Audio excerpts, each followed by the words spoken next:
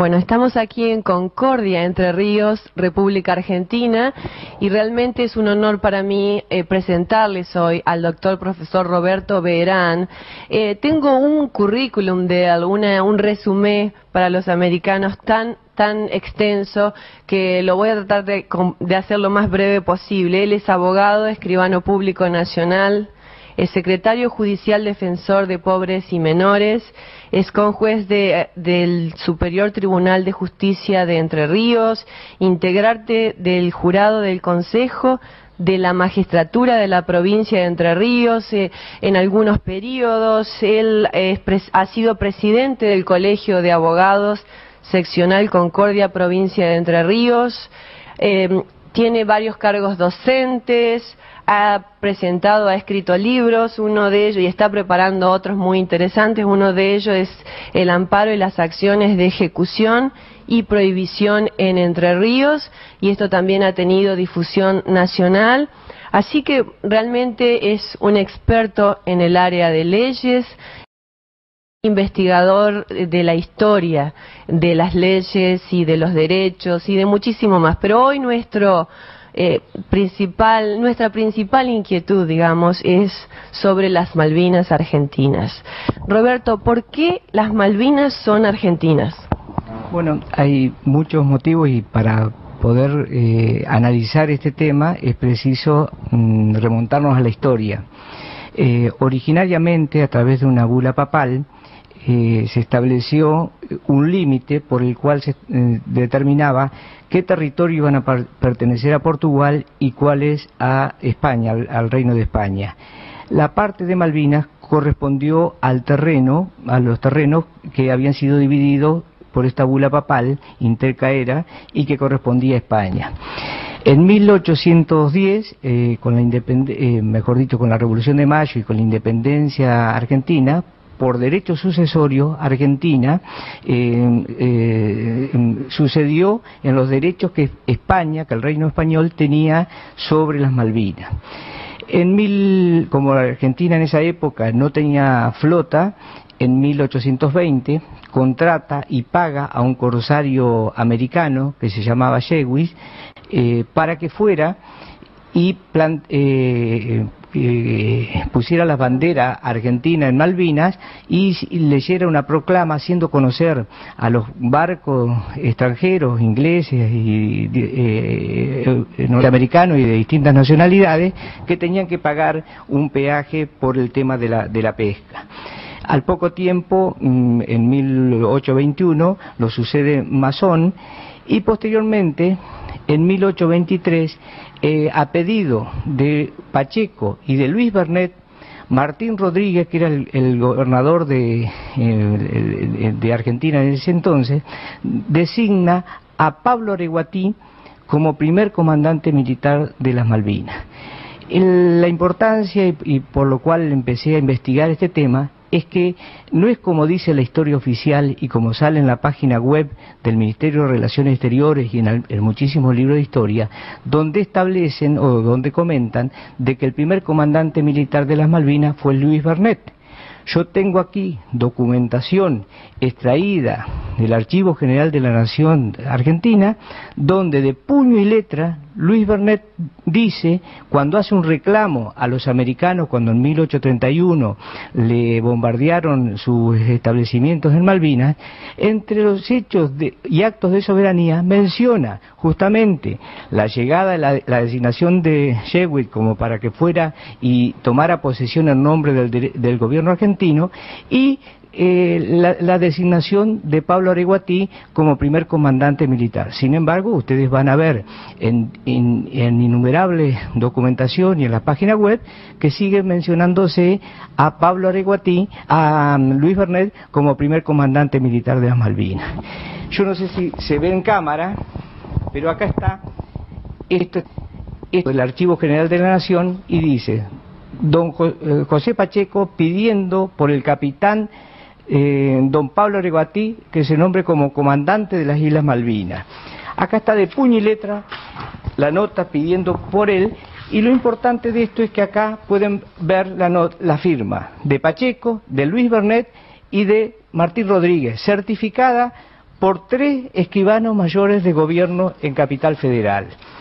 Entonces, es importante reivindicar para la región que uno de los actos posesorios reconocido por el propio Bernet fue la existencia de Pablo Areguatí. Lo importante es quién era Pablo Areguatí. Pablo Areguatí era un indígena guaraní que vivía en Mandizovit, que vino de las Misiones, era hermano de Pedro Areguatí, uno de los que intervino en los 33 orientales. Perdón, estamos hablando de aquí de la provincia de Entre Ríos, en la zona de Concordia. Estamos hablando, Mandizovit fue una región muy cercana a Concordia, que después se trasladó parte a Concordia y parte a la vieja federación. Y antes de que sigas, ¿por qué tú crees que el Estado no ha puesto esta información? ¿Por qué el Ministerio de Relaciones Exteriores ha omitido toda esta importante documentación que tú mismo has encontrado a través de tus investigaciones? Yo creo que en esa época, no se olviden que Sarmiento había dicho que no había que ahorrar sangre de gauchos y de indios, y en esa época ser indígena o ser gaucho era mala palabra. Entonces, porque si fuese así, habría que reconocer al gaucho Antonio Rivero como el primer revolucionario del país, si fuera cierto de que el 26 de agosto de 1833 se levantó a los 8 meses de que los ingleses tomaron Malvinas, donde mató a varios ingleses y, según algunos historiadores argentinos, hizo nuevamente la bandera argentina. No nos hubiéramos ahorrado, obviamente estoy hablando quizás un poco algo muy fuerte, pero no nos hubiéramos ahorrado la guerra, por ejemplo, si se hubieran hecho investigaciones. ¿Por qué no hay una manera de que esto salga a la luz? Bueno, ahora estamos colaborando en cierta medida, pero ¿por qué recién ahora hay alguien como tú que está diciendo, no, esto surgió en algún momento y no es así como está escrito? No soy yo el único que ha escrito. Lo que ocurre que sí creo que el trabajo y la investigación que he hecho relacionado con la existencia de Pablo Areguatí y del gaucho Rivero son hombres de la región, como han sido prácticamente ignorados, excepto por Leguizamón Pondalo, Texler y la cita simple de algunos historiadores nacionalistas. He tratado, como son personajes de la región, contar la vida, lo que se conoce de estos personajes y tratar de reivindicarlos. Pero quiero concluir con algo que me preguntabas respecto del gobierno. Fíjense que hace poco, en mayo del año pasado, el gobierno argentino dictó un decreto firmado por la actual presidenta, donde disponía de unos fondos para que el canciller Tayana viajara al Comité de Descolonización de las Naciones Unidas, llevando a 2 personas, un señor Clifton y a Evangelina Areguatí, que es una maestra que vive acá muy cerca, acá en Concordia, para que reafirmar los derechos de soberanía y como descendiente de los antiguos pobladores de la región. Esta chica dio un discurso en el seno de las Naciones Unidas, y está la foto con Tayana, donde dice ser descendiente de tataranieta del primer comandante de las Malvinas. Eso está grabado en las Naciones Unidas e inclusive salió en los distintos diarios, excepto en diarios como Clarín o Nación, donde le sacaron la referencia a que era tataranieta del primer comandante militar de las Malvinas. Pero, por ejemplo, pueden ver acá, en infinidad de diarios digitales, en la mayoría se dice descendiente de un gobernador de las Malvinas. Acá está el diario Clarín, donde en su texto se lee que es descendiente del tataranieto de las Malvinas. Hay algunos diarios ingleses, están en inglés, que traducido, dicen de que Clarín dice que Evangelina Areguatí es un descendiente de Pablo Areguatí, comandante militar de las Malvinas. Lo que nadie sabía, o mucha de esta gente o de estos periódicos, es que Pablo Areguatí era un aborigen, era un indígena guaraní de esta región. Por eso, en una coincidencia de haberme encontrado en un lugar con el canciller Tayana, le informé de este tema para que modifiquen la página web del Ministerio de Relaciones Exteriores. Me mandaron un mail, me pidieron la documentación, me agradecieron, me dijeron que era muy valiosa, pero hasta la fecha no he visto... ¿Cuándo fue eso? Eso fue, tiene que haber sido en febrero de este año. Pero otra cuestión que es coherente con lo que estoy diciendo, es que esta documentación que le dieron a Evangelina Areguatí en Cancillería, en la reseña se comenta de que el gobernador, en 1823, el gobierno de Buenos Aires nombra nuevo gobernador del capitán Pablo Areguatí. Esta documentación fue entregada a Evangelina Areguatí por el Ministerio de Relaciones Exteriores. Y acá está una nota de un abuelo de esta chica, de hace muchos años, donde les comenta a sus parientes quién había sido Pablo Areguatí y que había intervenido como gobernador de las Islas Malvinas. Eso reafirma que entre los actos posesorios por los cuales Malvinas dice que la soberanía sobre esas islas le corresponde, es uno de los actos importantes, a tal extremo que Bernet, cuando hace el reclamo, porque años después, en el año 1831, le bombardean Duncan, un capitán de una corbeta americana, le bombardean las instalaciones, en los reclamos menciona que las Malvinas eran Argentina, y uno de los actos de posesión fue justamente la llegada de Seward y posteriormente la incorporación como primer comandante a Ramón Areguatí, a Pablo Areguatí. Ahora, lo importante de esto es que Argentina cuenta con los derechos de sucesión por cuando se independiza de España. Toma posesión de las Malvinas y está hasta el año 1833. En el año 31 hubo un intento de invasión por parte de Estados Unidos, que no se logra. Posteriormente, el 3 de enero de 1833, los ingleses toman las Malvinas, sacan la bandera argentina y clavan e izan la bandera inglesa.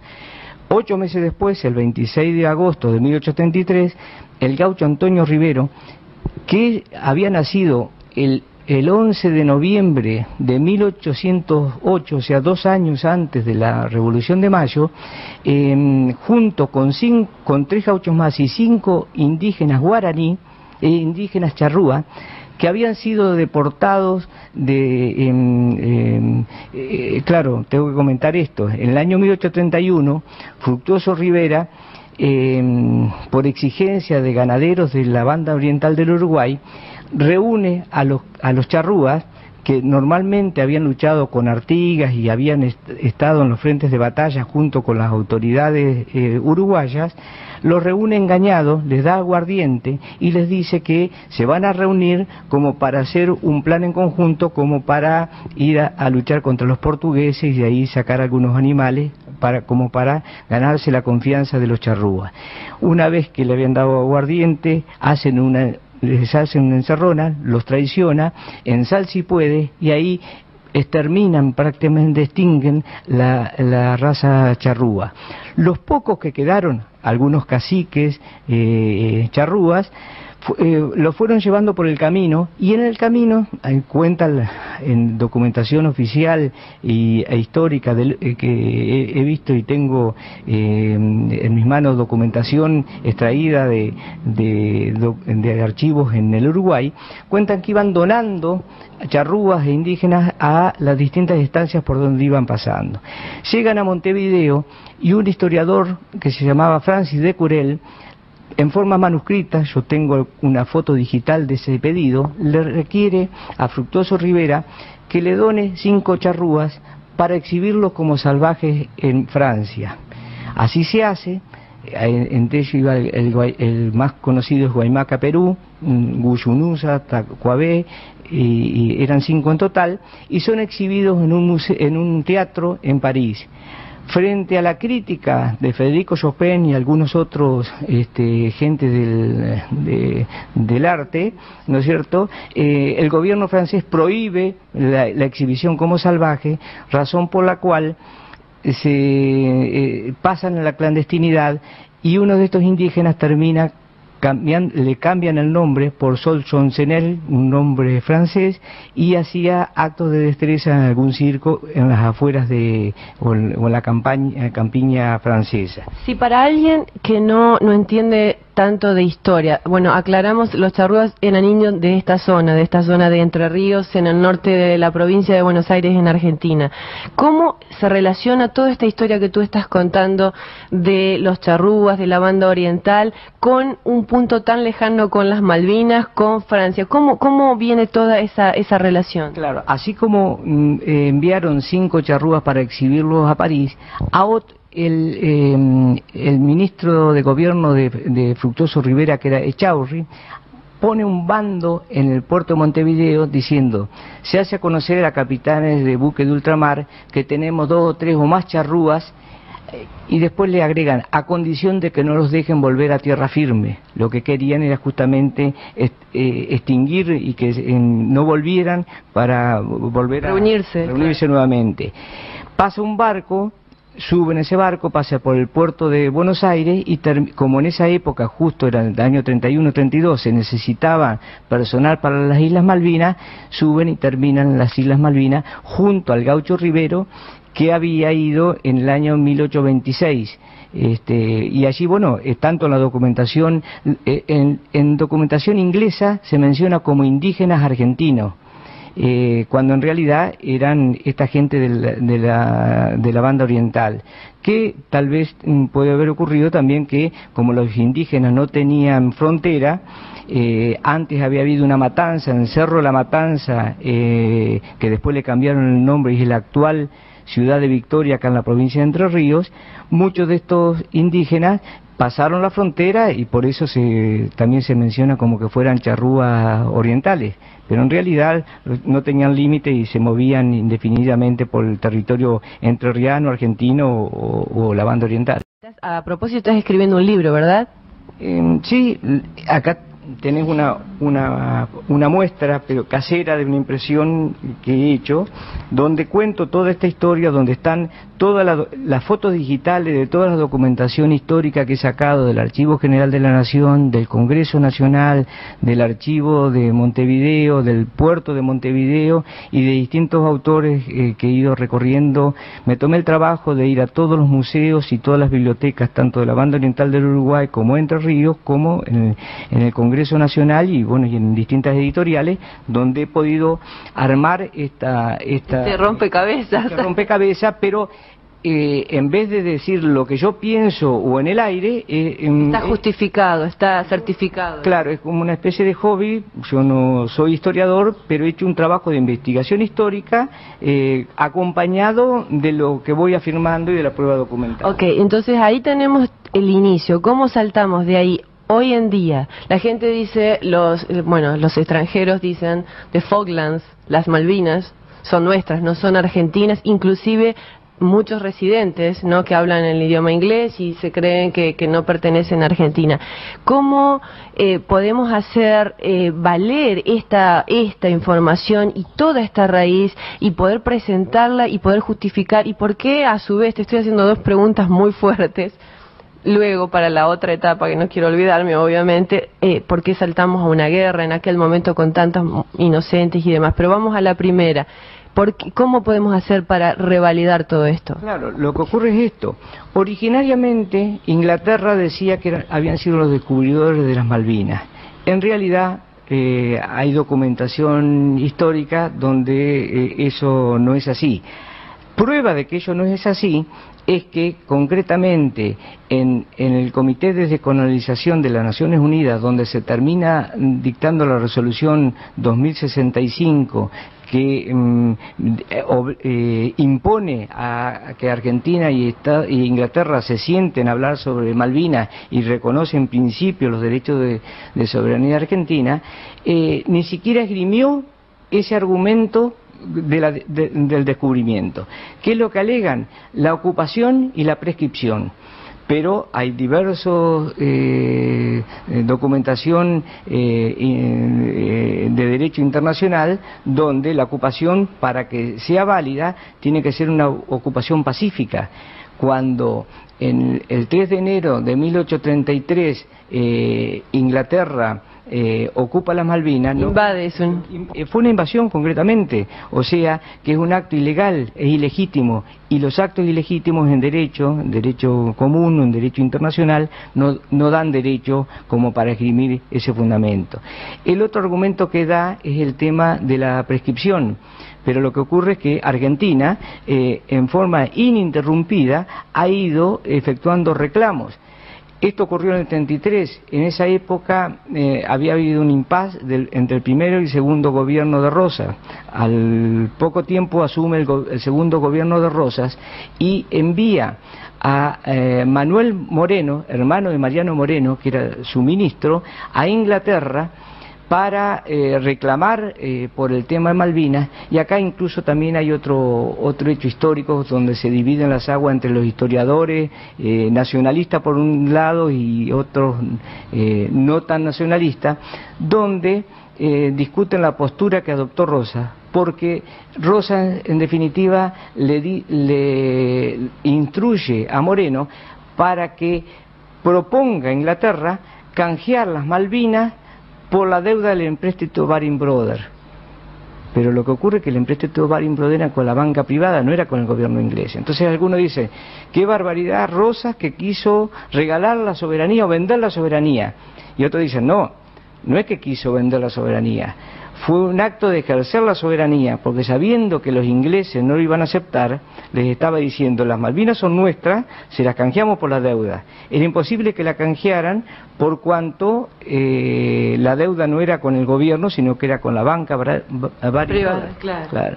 Y después de eso hubo infinidades de hechos por los cuales Argentina reclamó tanto Inglaterra como inclusive hasta en el Archivo General de la Nación están distintos reclamos efectuados, e incluso hay una carta escrita a máquina por Sarmiento, muy amarilla, donde le invoca al embajador argentino Alvear en Estados Unidos, donde le hace una reseña para el reclamo de los derechos soberanos sobre Malvinas. Después hubo infinidades de reclamos de esto. Acá está un librito de José Hernández, el autor de Martín Fierro, que hace mucho tiempo también había escrito sobre las Islas Malvinas.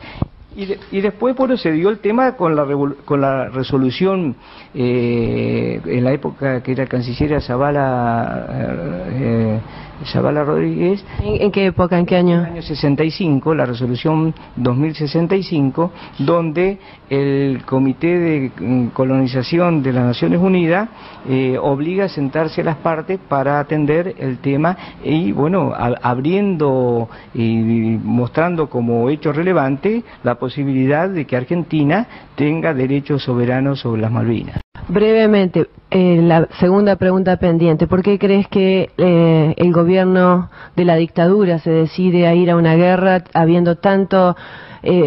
¿Tú crees que ya estaban cansados de estas negociaciones y decidieron, bueno, es hora de que hagamos algo por la fuerza? ¿Por qué todo esto no salió a la luz en ese entonces? A nivel público, digo, ¿no? Creo que fue una barbaridad lo que hizo el gobierno militar, que ya venía en declive, y como para tratar de ganarse nuevamente la confianza de la población, hizo este acto demagógico sin medir las consecuencias, mandando una cantidad de jóvenes inocentes sin la menor posibilidad, sin conocer la historia, sin atender a que Inglaterra era socio en la OTAN con Estados Unidos, creyendo, como vimos por televisión, a un militar argentino diciendo que el movimiento en los barcos les iba a provocar algo como el mal de San Vito, iban a llegar y que no iban a tener estabilidad, y que, en fin, de que como que tenían todo un armamento y posicionado como para que poder pelear de igual a igual. Fue un error totalmente táctico, no conocían lo que es el derecho internacional, no conocían múltiples antecedentes existentes entre el apoyo entre Estados Unidos con Inglaterra. Hoy se sabe de que le suministraron a través de vía satelital dónde estaba el crucero Belgrano y que se suponía que estaba fuera del área y que murieron muchos. Claro, y creo que ese hecho lo hicieron para no claudicar, porque en ese momento el presidente de Perú y algunos otros gobernantes latinoamericanos estaban proponiendo la entrega o bien cambiar el statu quo actual de Malvinas y que incluso hubiese un gobierno compartido. Frente a esta cuestión, el hecho del hundimiento del Belgrano fuera de las aguas territoriales, donde estaba la guerra, donde tendría que tener alcance la guerra, fue un hecho detonante como para continuar con la guerra y bueno, llevar adelante y obtener. Margaret Thatcher con eso obtuvo un beneficio político y el gobierno militar, bueno, tuvieron que salir en forma precipitada a llamar a elecciones porque realmente no daba para más. Lo que quiso el gobierno con esto es tratar de, si les iba bien con las Malvinas, perpetuarse en el poder o bien ganarse la confianza popular que estaba.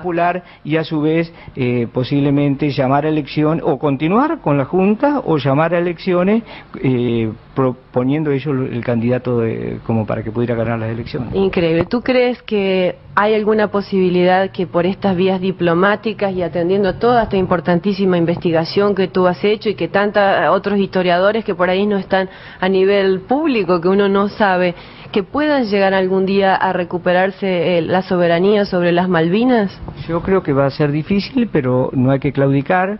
En el año 2008 se reformó la Constitución de Entre Ríos e incluso tiene un artículo donde hace mención a los derechos soberanos de Malvinas. El reclamo es unánime en todos los sectores del país. Lo que no hay que hacer es nuevamente volver a la guerra, que fue un acto desastroso, desprolijo, impensado e imposible de ganar. Creo que esto hay que llevarlo por los canales de las vías diplomáticas y creo que tarde o temprano, si estos organismos internacionales pueden volver a tomar realmente cuerpo y fuerza, tendrán que darnos la razón a la Argentina y devolver las Malvinas. Es un acto ilegítimo, es un acto ilegal y actualmente el hecho de la no devolución simplemente se justifica por el predominio de ser una potencia económicamente fuerte